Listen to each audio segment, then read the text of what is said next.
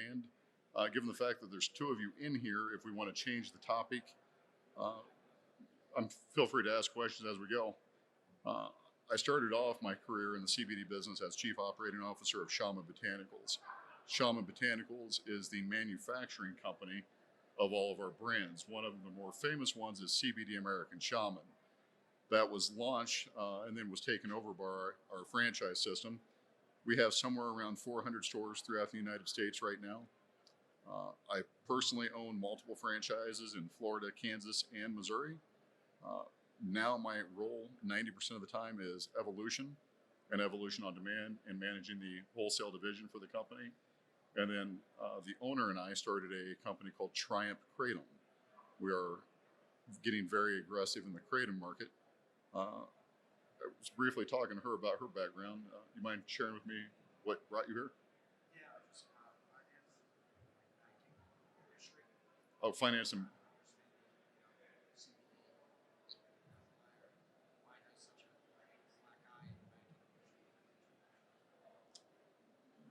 with when Donald Trump signed the Agricultural Improvement Act, which housed the hemp bill, and it took hemp off of the Controlled Substances Act and decriminalized and paved the way for this entire industry. Uh, I assumed that would have been enough for financing companies, banks, credit card processors, uh, but obviously it wasn't. And every single day, I get approached by different credit card processors wanting to process our business, and they still say that hemp is high risk. And I can't understand why, because it's perfectly legal. Congress passed legislation proving it's legal.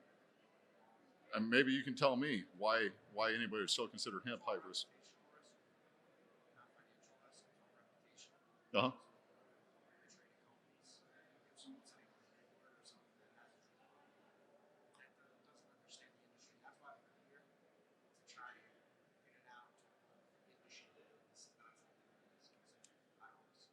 I know that we are still a privately owned company. We've talked about going public a couple different times. I know there's dozens of CBD manufacturers that have gone public. Probably the most famous is Charlotte's Web. And what was funny is when Charlotte's Web went public, the Staley brothers that started the company, uh, the board of directors for their new publicly traded company brought in a lot of Fortune 500 executives from other industries, Coca-Cola. I think their CEO came from Coca-Cola. And out of all the publicly traded companies, you can research this yourself, zero of them made a profit in the past 2 years. So it makes me wonder, maybe some of these outside executives are not as in tune as they would like to be with the industry. But I can't answer that.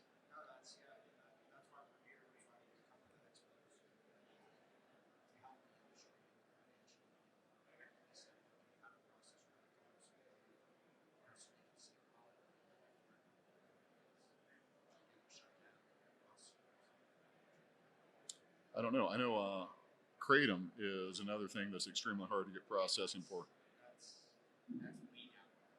Yeah. I mean, I have a actual credit card processor for it right now, but it's, you pay 7% and then 10% reserves and things like that. And I always hear the excuse, well, kratom's on MasterCard and Visa's list. No, it's not. Nobody can provide anything from Visa and or MasterCard that's a published guideline that says anything about kratom. So it's the aggregates and the processors and their banks that have issues. Yeah. So if you can find an acquiring U.S. bank that's comfortable taking on that risk, which there is no risk, then you could have standard processing for it. And I think that banks are taking advantage of the situation, still classifying hemp as high risk just from a capitalistic standpoint.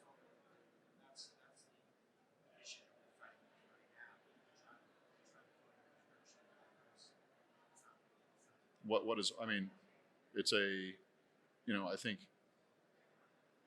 7-8 billion dollar a year industry today.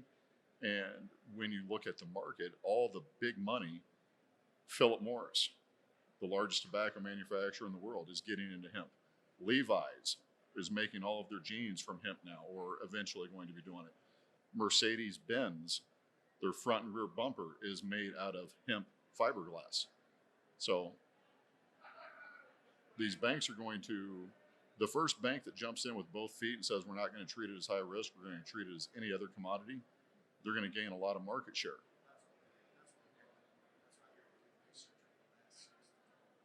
And what company are you with? Okay. Okay. Okay.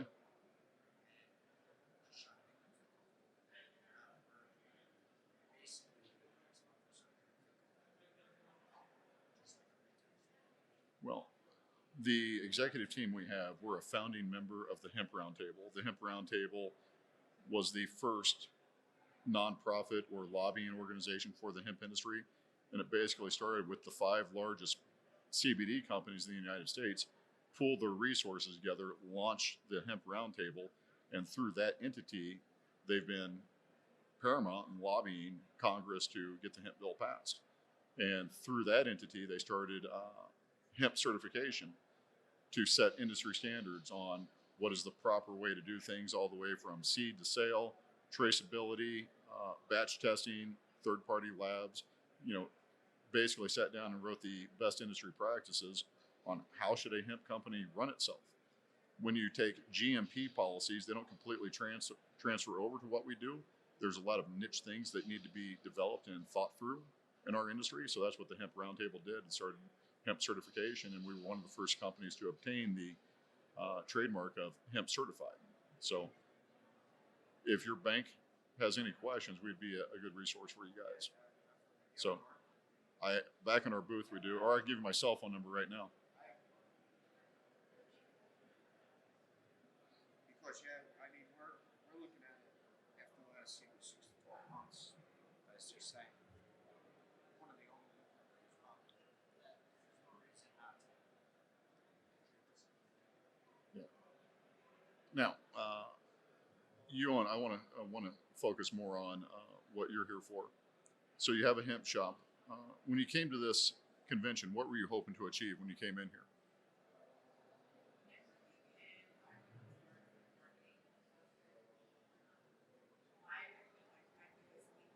Hmm.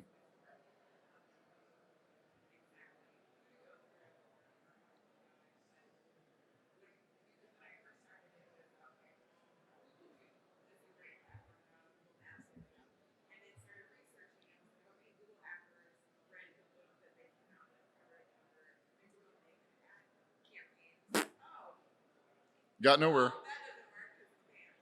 Uh-huh. They don't say that in their published guidelines, but it is.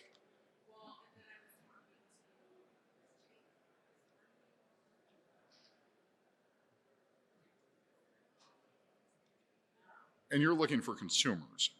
So that's your end goal, how to get consumers into your store.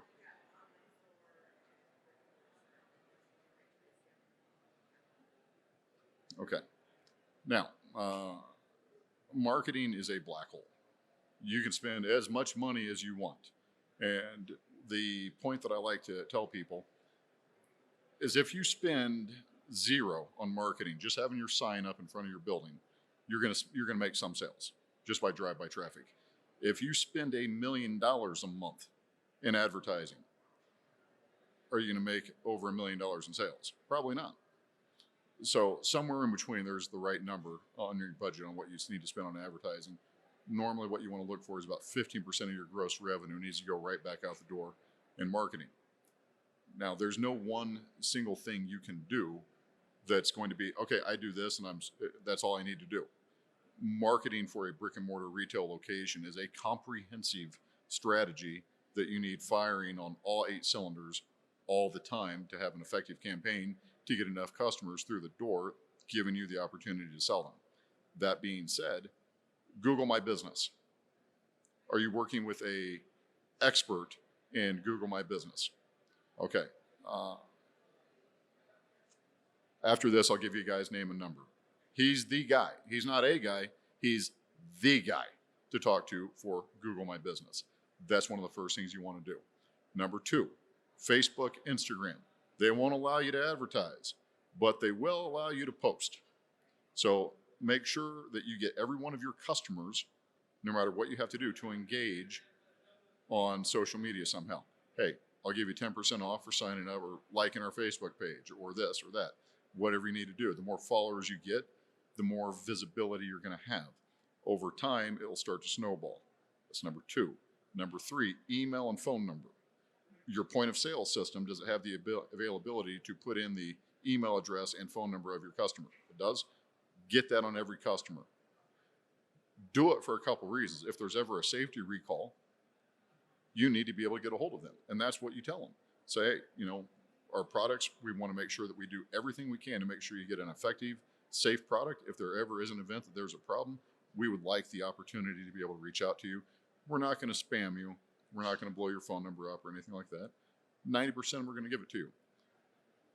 Email marketing. Do you have the access or the availability to start emailing your current customer base on a rotation? Now, when you, tie those in together, one thing you got to keep in mind is when you're emailing your customers, not emailing them enough, they get unengaged. Emailing them too much, so there's a happy medium. It depends on what your customers are. You want to make sure you stay under 3% unsubscribed as a rule of thumb. Now, doing all of these things every day, every week, every month, eventually it will start to snowball. Google My Business is probably one of the most underutilized tools there are. When somebody Googles CBD, it can put your store up within 30 miles of where they're Googling. If you do it right, they can have a CBD store right next to them, and you're the number one result, no matter where they're at. So people that really know what they're doing can manipulate Google's algorithm. Then also reviews on your Google My Business listing, reviews on Yelp, all of those things come into play. Reviews on your website. Now you start talking about a digital marketing plan on your website. In order to make a significant dent on your online presence, you're going to need to have a budget 10 to 20 grand a month. Anything less than that, you're not going to have enough force behind your marketing initiatives to have any return on investment. The reason I say that, in the past 18 months, 50% of all CBD companies, not retail locations, but 50% of all CBD companies went out of business. A lot of those companies should have never gotten into the business. People that have no idea how to run a business, that jumped on the hemp, green gold rush, whatever you want to call it. Yeah, I'm going to be the next multimillionaire selling CBD. 90% of the people that jumped in should have never gotten into the business. They did nothing but hurt the industry. Over the next 12 months, and you'll see this on your side of the things, you're going to see a lot of consolidation of companies, mergers, acquisitions, folding, growing. The industry isn't growing as fast as the consolidation is happening. There's a lot more consolidation going on right now than new customers being brought into the business. I don't know why. What questions do you guys have?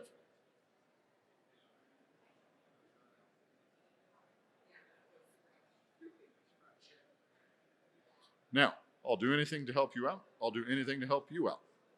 I would love for you to stop by, meet Desiree or John, and look at everything we have to offer, talk about the white labeling opportunity, Kratom, which Kratom is extremely underutilized. 15 million Americans take Kratom every day.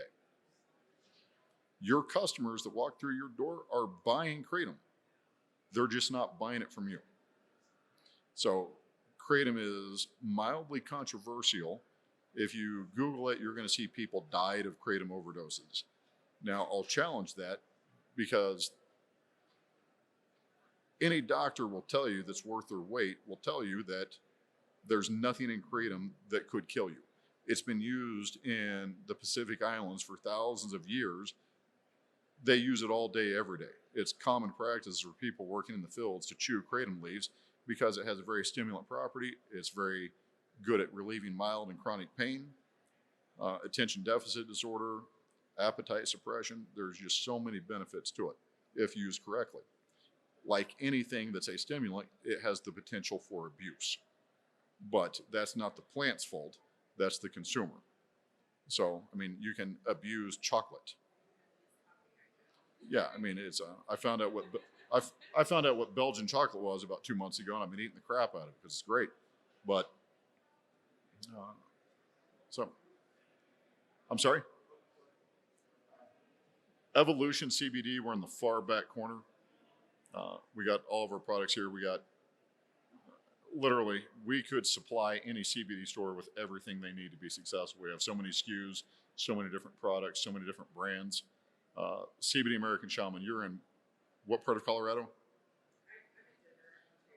Okay, I don't think we have a franchise in Denver, so you can carry CBD American Shaman. That's probably one of our most famous brands. It's a recognizable brand in the industry. We also have Evolution CBD. It's branded, it's more of a higher end looking fit and finish, but it's the exact same product as CBD American Shaman. Just what label do you like the most? Then if you're, oh, so you make your own. Oh, so, okay. So that changes things. So what you want to talk to us about is pick out what SKUs you like. Where does that fit your need? And that's what we talk about. So that's easy. That I don't white label Kratom yet. I could, but the first thing is, do you want to carry Kratom? That's the first thing you have to decide.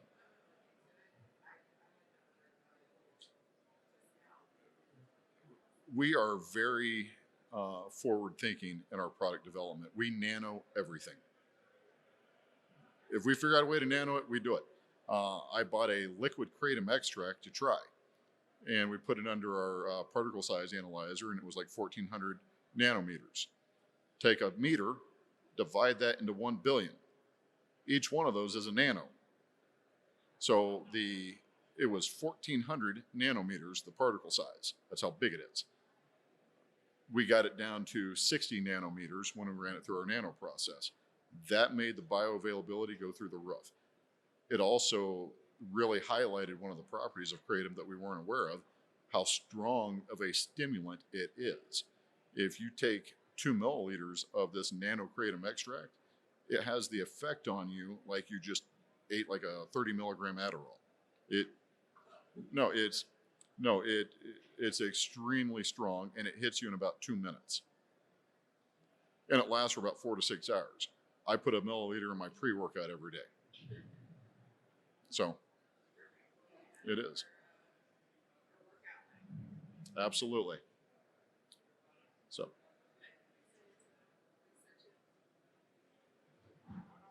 which one? Cell phone number 913-713-1483.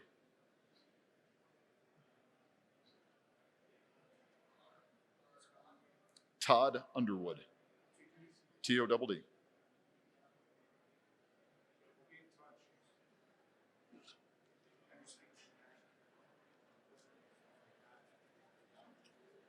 Well, anything we can do to help out would be great. Uh, but my main goal is I want to find a bank in the United States that is comfortable with kratom. May not be your bank, I don't know, but we're spending a lot of money on lobbying right now, and really working with the American Kratom Association.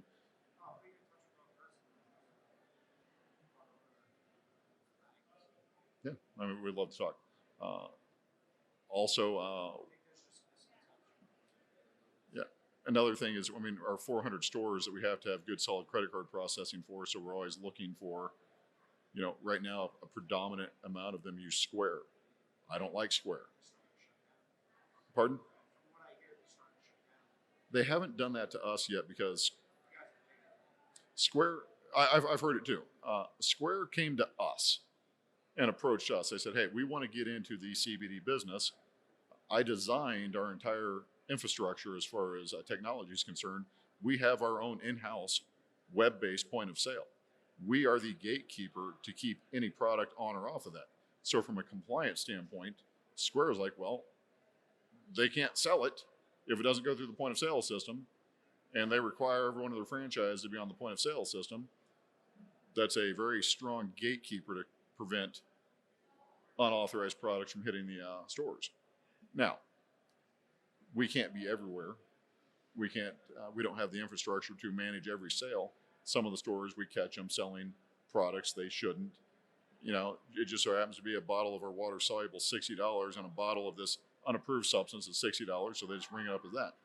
So, I mean, people are going to manipulate.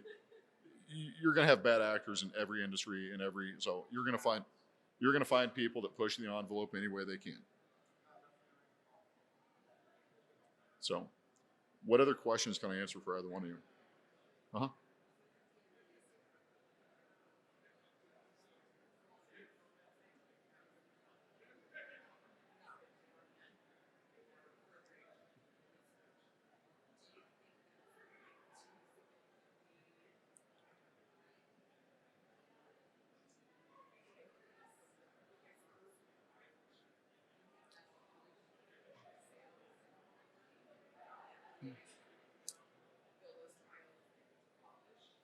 People people know that Tylenol can fix a headache. They have no idea how it works though.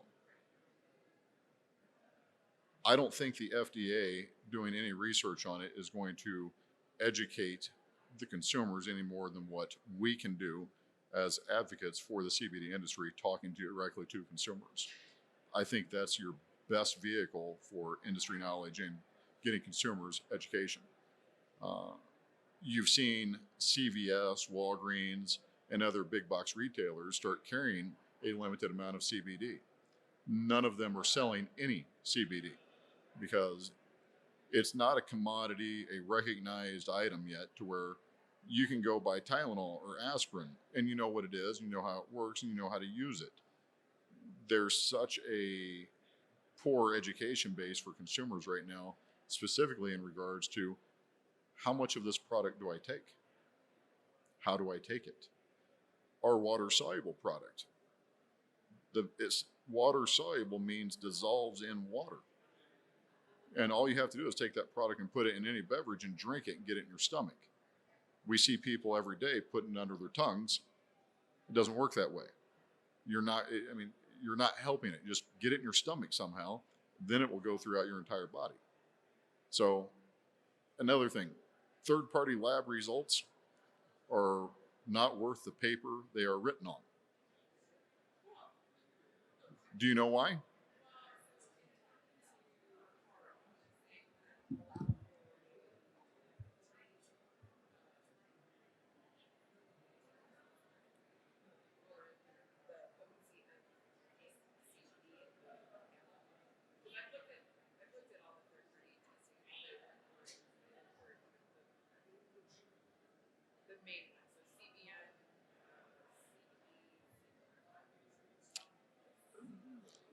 That's not the point I'm making. The point I'm making in regards to third-party labs are complete trash. At our factory, when I'm ready to do a third-party lab, I go grab a bottle, I put a label on it, I put that bottle in a box, I send it to a laboratory. That laboratory opens up the box, they grab the bottle, and they tell me what I put in the bottle and sent them. As a consumer, how do you know that the product I sent the laboratory is the same product I'm putting on the shelf for retail sales? It all comes down to trust and reputation. So every day I get asked, yeah, I'd like to see your third-party lab. When's the last time you walked into CVS or Walgreens and said, I want to see a third-party lab result on that Tylenol? The industry has trained consumers for validation of their product to look at third-party labs. And if that's your sales point, looking at our third-party labs to show that they're good or anything like that, that you've already lost, in my opinion. Now, if consumers actually knew what third-party labs were and how they were done, they would never ask for them again. Because what does a third-party lab actually prove or verify? If you want a true third-party lab, have somebody buy the product off the shelf and send that to a laboratory to test it. Why don't they do it? Because it costs thousands of dollars. Who's going to pay it? We're paying a lab as a manufacturer to tell us what we put in a bottle that we sent them. There's no accountability in that structure. So I don't know the answer to that question, but I know that people asking for third-party labs for validation of the products, I mean, that's just not a good way to do it.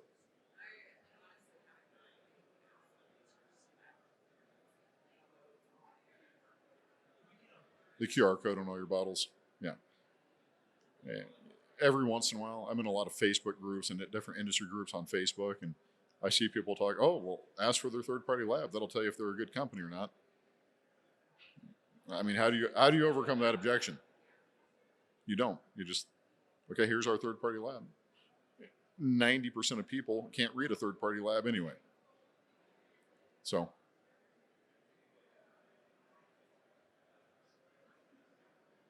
questions?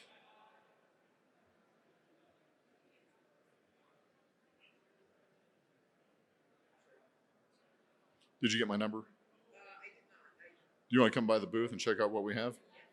I want you to talk to Desiree. She's our program manager for Evolution on Demand. She'll walk you through everything. So, all right. And you can call me anytime.